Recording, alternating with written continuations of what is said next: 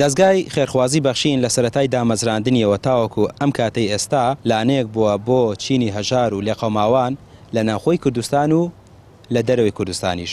بەڵام ئێستا کە دۆخی غەزە خەڵکی غەزە پێویستیان بە هاوکاری زیاتر هەیە کە نان نییە بیخۆن، زیاتر کەمپینەکانی بەخشین چڕ کراوەتەوە لە غەزە.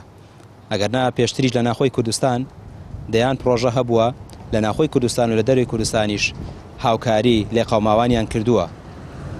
لەم راپۆرەدا وردەکاری زیاتر لەسەر پرۆژەکانی بەخشین لە ناوخۆی کوردستان و دەرەوەی کوردستان دەخەینە ڕوو. لەگەڵمانە بن. ڕۆیشتم بۆ دەستگای بەخشین تا ئاماری هاوکاریەکانیان لێ وەربگرم کە لە ماوەی چەند ساڵی ڕابردوو لە ناوە و دەرەوەی کوردستان بە ئەنجامیان گەیاندووە. ئەندامێکی کارگێڕی ڕێکخراوەکە بۆی باس کردم. بەخشین لە ساڵی 2023 هاوکاری مادی و خۆراک و شتومەکی گەیاندە کوردانی باکوور و ڕۆژئاوا بەهۆی بوومەلەرزەکەوە کە زیاتر لە 30,000 کەس لە پرۆژەکانی بەخشین سودمەند بوون. لە ساڵی 2021 هاوکاری لێقەوماوانی هەولێری کرد بەهۆی لافاوەوە.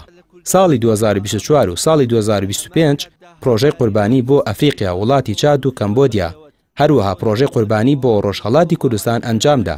هاوکاری تیمەکانی بەرگری شارستانی لە جوانڕووی ڕۆژهەڵاتی کوردستان کرد، ئەویش بە کڕینی کەلوپەلی ئاگرکوژێنەوە. لە ساڵی 2024 جگە لەوەی موچەی ماگانەی بێباوکان و هاوکاری نەخۆشان و خانوو بۆ هەژاران دروست کرد لە پرۆژە بەردەوامەکانی بەخشینن کە بەردەوامی کاریان لەسەر دەکرێت.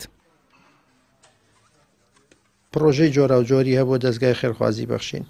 کاتێک کە لافاو ڕوویدا لە شاری هەولێری ئازیز کەمپینی ڕاگەیاند و هاوکارێکی زۆر گەێنرا بە خەڵکی لێقەوماوی هەولێر. ئێمە توانیمانە هاوکاری کوردانی پارچەکانی تریش بکەین. لە کاتی بوومەلەرزە ماڵوێرانکارەکەی باکوور و ڕۆژئاوای کوردستان ئێمە تیممان بە فەرمی نارد و لەوێ چالاکیان لەکوێ لێقەوماو هەبوو بێت بەخشین کەمپینی بۆ ڕاگەاندووە.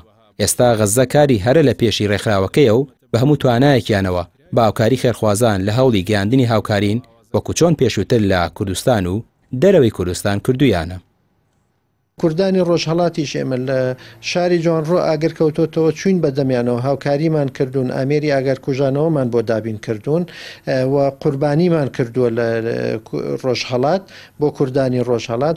دەستگای خێرخوازی بەخشین بە هاوکاری خێرخوازان لە گەورەبووندایە ئێستا لە ڕێکخراوێکی ناوخۆیی و لۆکاڵیەوە بووە بە ڕێکخراوێکی نێودەوڵەتی و لە زۆربەی وڵاتان دەستی خێری هەیە. بەشێک لە وڵاتانەی هاوکاری بەخشینیان پێگەیشتووە: کوردستانی ڕۆژهەڵات، کوردستانی باکوور، کوردستانی ڕۆژئاوا، ئەفریقیا، غەزە، کەمبۆدیا، قیرغستان و چەندین وڵاتی دیکەش. ڕامیار عوسمان، کەناڵی پێام، سلێمانی.